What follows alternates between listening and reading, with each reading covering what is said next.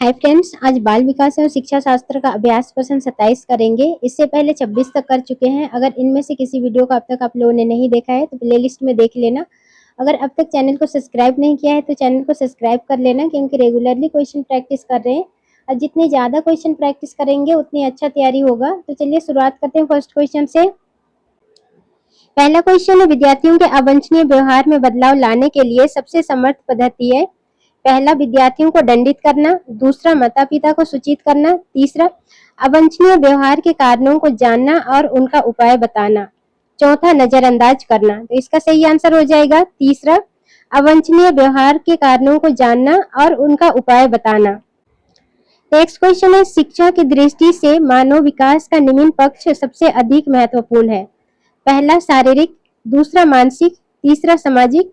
चौथा, स्वैगात्मक। इसका सही आंसर हो जाएगा दूसरा, मानसिक। नेक्स्ट क्वेश्चन है, बच्चों के संज्ञानात्मक विकास को सबसे अच्छे तरीके से कहाँ परिभाषित किया जा सकता है। पहला, खेल के मैदान में। दूसरा, विद्यालय एवं कक्षा में। तीसरा, ऑडिटोरियम में। चौथा, गृह में। इसका सही आंसर हो जाएगा दूसरा, विद्यालय एवं कक्षा में। नेक्स्ट क्वेश्चन है, बालक का संज्ञानात्मक विकास निम्नलिखित में से किसे प्रभावित करता है। पहला, उसके शारीरिक विकास को। दूसरा, उसके सामाजिक विकास को। तीसरा, उसके नैतिक विकास को। कूट में से सही आंसर देखना है। पहला केवल एक, दूसरा 1 और 3, तीसरा 2 और 3, चौथा ये सभी। तो इसका सही आंसर हो जाएगा चौथा, ये सभी, क्योंकि शारीरिक विकास को भी प्रभावित करती है, उसके सामाजिक विकास और नैतिक विकास भी। नेक्स्ट क्वेश्चन है, निम्नलिखित में से कौन सा सीखने का क्षेत्र है। पहला, भावनात्मक। दूसरा, आध्यात्मिक। तीसरा, व्यवसायिक। चौथा, अनुभाविक। तो इसका सही आंसर हो जाएगा चौथा, अनुभाविक। नेक्स्ट क्वेश्चन, प्रायः शिक्षार्थियों की त्रुटियां खाली स्थान की ओर संकेत करती है। पहला, यांत्रिक अभ्यास की आवश्यकता। दूसरा, सीखने की अनुपस्थिति। तीसरा, शिक्षार्थियों के सामाजिक आर्थिक स्तर। चौथा, ये कैसे सीखते हैं। तो इसका सही आंसर हो जाएगा पहला, यांत्रिक अभ्यास की आवश्यकता। नेक्स्ट क्वेश्चन है, शिक्षण अधिगम प्रक्रिया में व्यक्तिगत रूप से ध्यान देना महत्वपूर्ण है, क्योंकि पहला, शिक्षक प्रशिक्षण कार्यों में ऐसे ही बताया गया है। दूसरा, इससे प्रत्येक शिक्षार्थी को अनुशासित करने के लिए शिक्षकों के बेहतर अवसर मिलते हैं। तीसरा, बच्चों की विकास दर भिन्न होती है और भिन्न तरीकों से सीख सकते हैं।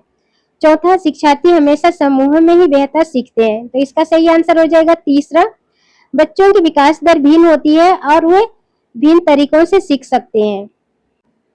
नेक्स्ट क्वेश्चन है, शारीरिक गति बुद्धि रखने वाले बच्चे की अंतिम अवस्था निम्नलिखित में से कौन सी हो सकती है। पहला, शल्य चिकित्सक। दूसरा, कवि। तीसरा, वाचक। चौथा, राजनीतिक नेता। इसका सही आंसर हो जाएगा पहला, शल्य चिकित्सक। नेक्स्ट क्वेश्चन है, निम्नलिखित में से किस प्रकार के विकास पर आनुवंशिकता एवं वातावरण का प्रभाव पड़ता है। पहला, सामाजिक विकास। दूसरा, संज्ञानात्मक विकास। तीसरा, मानसिक विकास। चौथा, शारीरिक विकास। कूट में से सही आंसर देखना है। पहला, केवल 4। दूसरा, 1 या 2। तीसरा, 1, 2 या 3। चौथा, ये सभी। तो इसका सही आंसर हो जाएगा चौथा, ये सभी। नेक्स्ट क्वेश्चन है, अधिगम कर्ता हेतु अधिगम का मुख्य आधार होता है। पहला, परिपक्वता। दूसरा, शारीरिक विकास। तीसरा, विद्यालय की बनावट। चौथा, इनमें से कोई नहीं। तो इसका सही आंसर हो जाएगा पहला, परिपक्वता। नेक्स्ट क्वेश्चन है, सीखने की परिभाषा सबसे अच्छी खाली स्थान के अर्थ में दी जाती है। पहला, व्यवहार परिवर्तन। दूसरा, व्यवहार परिवर्जन। तीसरा, उपयुक्त दोनों। चौथा, इनमें से कोई नहीं। तो इसका सही आंसर हो जाएगा तीसरा, उपयुक्त दोनों, यानी कि व्यवहार में परिवर्तन और व्यवहार परिवर्जन दोनों ही होगा। नेक्स्ट क्वेश्चन है, व्यवहार में होने वाले अस्थायी परिवर्तन जो अभ्यास के कारण होते हैं को कहा जाता है। पहला, सीखना। दूसरा, क्रिया करना। तीसरा, सोचना। चौथा, कल्पना करना। तो इसका सही आंसर हो जाएगा पहला, सीखना। नेक्स्ट क्वेश्चन है, अनुभव द्वारा व्यवहार में परिवर्तन लाना ही अधिगम है, यह कथन है।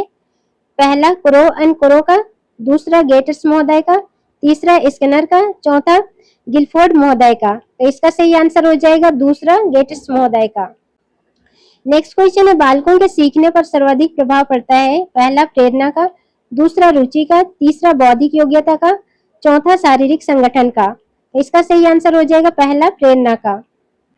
नेक्स्ट क्वेश्चन है, बच्चों के सीखने के संदर्भ में निम्नलिखित में से कौन सा कथन सत्य है? पहला, सीखना किसी की मध्यस्थता के बिना नहीं हो सकता। दूसरा, बच्चे के व्यक्तिगत स्तर दूसरों से भी विभिन्न तरीकों से सीख सकते हैं। तीसरा, सीखने के बाद व्यक्ति स्वयं और दुनिया को समझाने के योग्य हो पाता है। चौथा, सीखना अनुभव या व्यवहार में परिवर्तन है। तो इसका सही आंसर हो जाएगा पहला, सीखना किसी की मध्यस्थता के बिना नहीं हो सकता है।